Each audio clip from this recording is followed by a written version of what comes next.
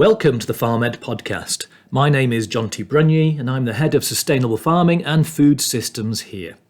Our mission is to provide learning spaces and events all around agroecology and regenerative agriculture and food that hopefully inspire, educate and connect people to ultimately build sustainable farming and food systems. And that word food systems is crucial. But why? What's our why? Well, at the end of the day, what do we need? We need to nourish people. And for me, that's yield times nutrient density times access to food. And we also need to regenerate. We need to improve, rebuild and enhance. Not just farms or fields, but landscapes. Ultimately, we need to regenerate the planet and our ecosystems. It's a big ask, but that's why we're here. Today's focus is particularly relevant. We're focusing on sustainable food sourcing and the hospitality sector. You know, it's a hard one to crack, but it's a massive market. So today it's a pleasure to be joined by Julie Cleijne. Julie, tell your story. Who are you? Where are you from? Thank you. So, hi, I'm Julie Cleijne. I'm a sustainability and nutrition trained chef, and I am founder of Sustainable Kitchen Consultants. Brilliant. And tell me a little bit, what does Sustainable Kitchen Consultants do? Great. So we are a team of sustainability and nutrition trained chefs and supply chain experts, and we work with the food sector to help them implement sustainability strategies. Marvellous. And that word sustainability, I am going to dig down a little bit. What does it mean to you? What does sustainability actually mean? Yeah, so it's a word that's often polarised, isn't it? So, you know, there's three main pillars of sustainability. There's people, planet, and profit. And often profit is seen as a bit of a bad word in sustainability, but we do have to have financial sustainability as well. So all of our strategies help businesses reduce their negative impact on people and planet, and also help them to be financially sustainable and viable. Cool. And we'll dig down to that again in a minute. And you mentioned the word food sector. What is the food sector? Is it pubs, hotels? Yeah, explain. Yeah, pubs, hotels, anything from public to private catering. So anyone who is sourcing ingredients and then creating food, whether that's in a food service sector with, hospitality, restaurants, etc., or a retail product for sale, say a jar of kimchi or something like that. Okay, got you. And that's been very close to our heart here at FarmED. With the cafe, the restaurant, our food service. It's hard to source sustainably and to tell those stories. But it's something that we really put a lot of effort in, but it's not easy. So hats off to you. So Julie, tell me a little bit more about the problem you're trying to solve. Yeah, so, food is at the centre of everything, isn't it? The centre of our daily lives, global health, and economic and environmental crisis as well, unfortunately. Yeah. So food sector has a real opportunity to be able to have a real impact on our ability to change some of these issues with, health, economic and environmental challenges. And they can do that through sourcing and the creation of the food that they're creating. So this is the problem that we're trying to solve, to help them and empower them with the knowledge that they need to make wise choices about their sourcing and their production, etc. Yeah, cool. And so lots of people would think that sustainability is comes at a cost, that it's a luxury, but I think there's some price implications here, some positive price implications of being more sustainable too, right? Yeah, obviously at the moment we've got really, really high food inflation costs, so a lot of businesses are struggling. But sustainability incorporates being cost effective, including looking at repurposing food, for example, and making the most of it. The whole route to fruit and cooking, etc., and being creative with that. And so really looking at cost efficiencies. And I know the food waste charity WRAP, in a global study, found that businesses focusing on food waste, for example, and reducing food waste had a return of £14 for every £1 they spent on those food waste initiatives. Yeah, so there's a real opportunity here to, help teams understand what their role is in being able to reduce food waste, as well as, source better and create healthier, more sustainable food. Absolutely. So it's a win-win-win. Wonderful. So the cost of living crisis, it's impacting on all of us. We're all spending food, we're all buying food, we're all trying to work, we're all trying to get through this.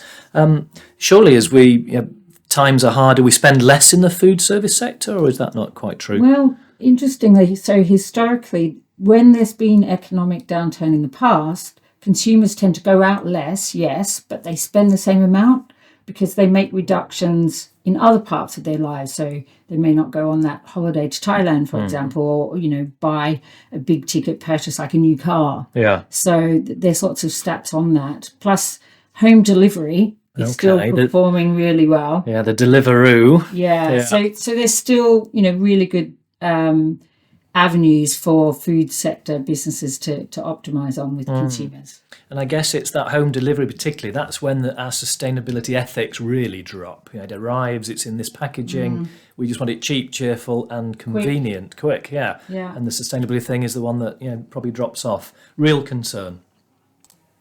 And another problem, we face it in farming as well, which is shortage of labour. Where do you find good people?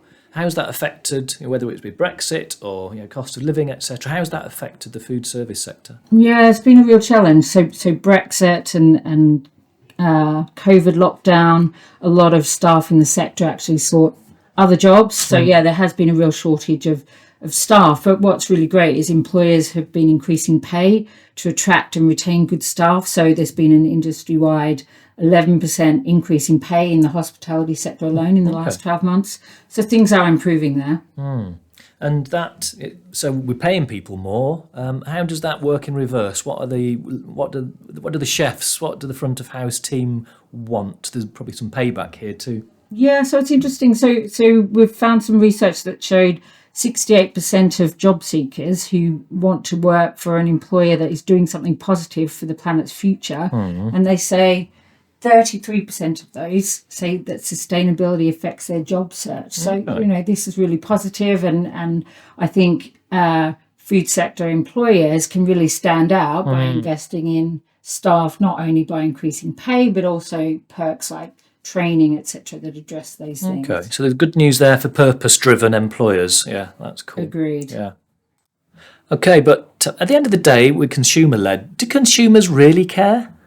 Well, apparently. So again, we've seen consumer level research that shows they demand more from outlets to help them understand if what they're buying is sustainable or not, with 42% saying that they don't have time to work it out themselves. Okay, hard, yeah. And also 40% of consumers in December 2021 said they trust food and drink suppliers are reducing their environmental impact, which was up 30% from a few years ago. But of course, farming, Jonty, is really important in this, and UK farming and what they're producing. So, perhaps, what are some of the challenges from a farming perspective? Yeah, well, there's plenty, of course.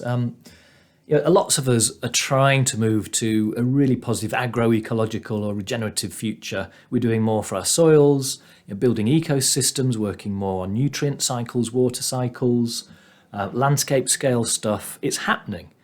So Julie, it's frustrating, it's hard, isn't it? If I sell locally, I can, I've got some sort of overview of my supply chain, I can talk to my customers. But when I supply the food sector, it gets lost. And I'm sure the chefs, the buyers of food also get lost. What can we do? What do you advise the buyers of food in the food sector to look for and to do to ensure a better sustainability footprint? Yeah, and it starts with asking questions, and so the more teams are empowered to ask questions about where their food is coming from, provenance is the first step in that, and just understanding how it's being farmed.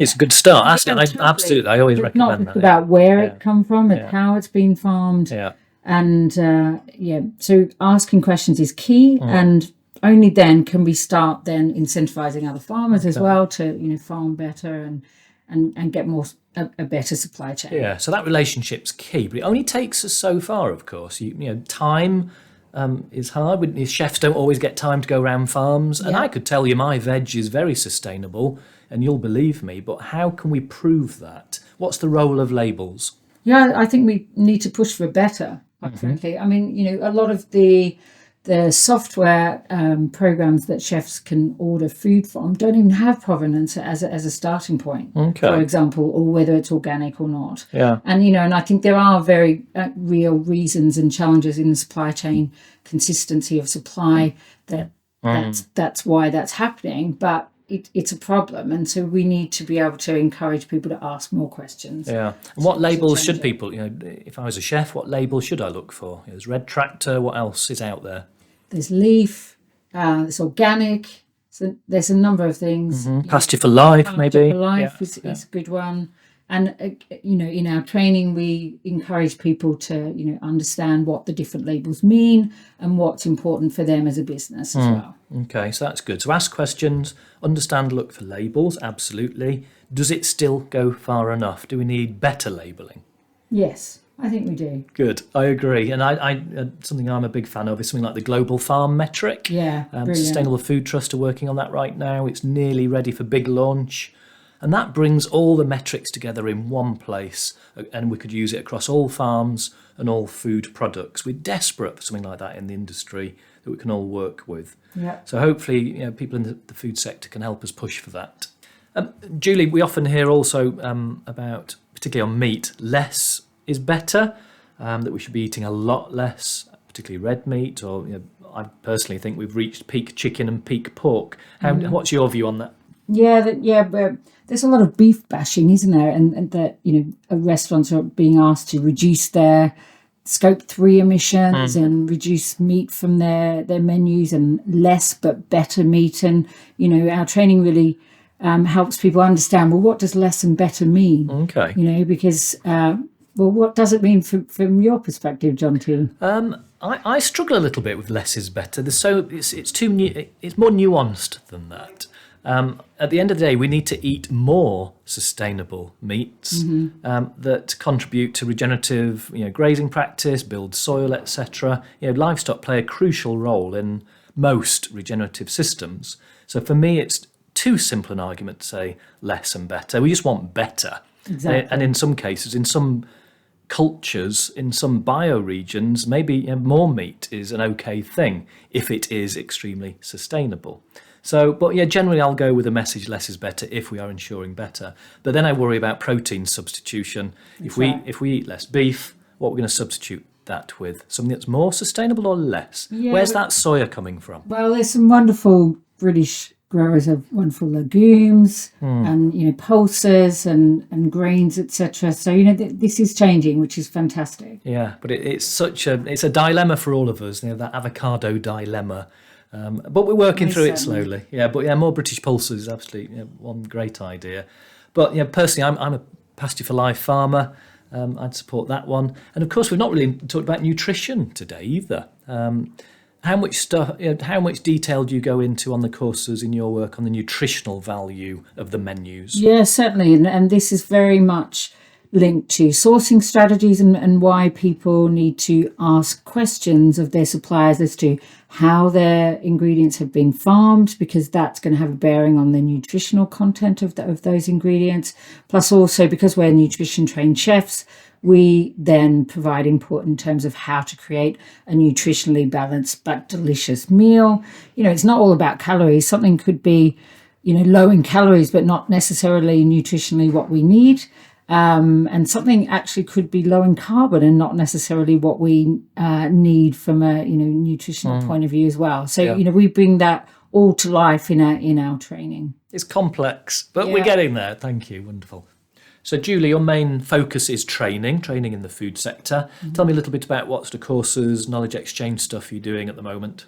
Yeah, so our training course in sustainability, it covers global sustainability issues, so things that impact agriculture, human health, biodiversity, climate change, and then we extrapolate that down to how they interconnect with the food sector and how individuals can influence these big challenges that we're having, so that people understand in their day-to-day life how they can have an impact on making that better. Okay. And if chefs, buyers of food come onto that course, they leave with the skills to develop their own sourcing strategies?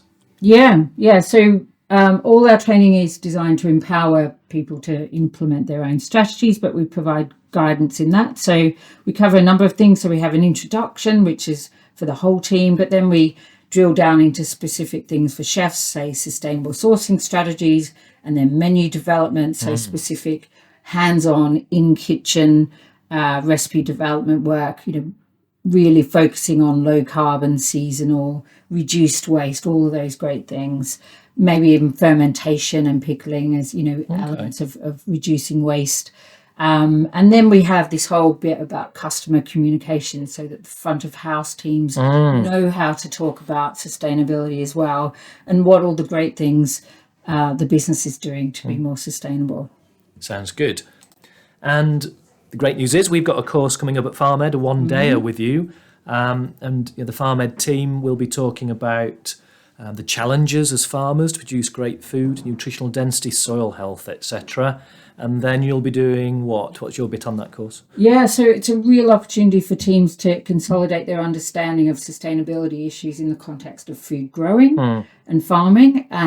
But we also then bring it back down to, well, what does that mean from a sourcing point of view and a menu development point of view and choice of ingredients, etc. Cool. So, and they leave with a bit of an action plan of what next, how to get over their barriers. They do. They also leave with some CPD accredited training, which is great. And we also have some takeaway things that they can have in their back of house or front of house. So key terminology, key points to consider. We also have electronic versions of those as well if they don't want to have hard copies. So really great. Julie, who is this course aimed at? Yeah, well, so it's applicable for anyone who buys, prepares, serves or sells food in any type of food sector business. So from manufacturing to retail to food service, like we said, hotel and accommodation businesses. So that could be operations manager, purchasing or supply assurance managers, certainly kitchen and chef teams, front of house, and say a retail food producer as well. So that's kind of an introductory course, and from there you'll signpost them to more of your own courses and others and other resources. Brilliant. What a great start. So people, if you're out there, if you're in the food service sector, do get in touch. Check out Julie's work, Sustainable Kitchen Consultants, and hopefully see you here at FarmED for the up and coming course. Any questions, drop us a line. We'd love to help you. And Julie, one final thing. If you could change the world from a food point of view, what one thing would you do? I think it's just normalise being as resourceful as possible with our food and understanding where it's come from. So just having a bit more of a connection with nature and where our food is coming from. Cool. I share that vision too. Thank you. Julie, thank you very much for joining us today. Thank you. Keep in touch, everybody, and see you soon.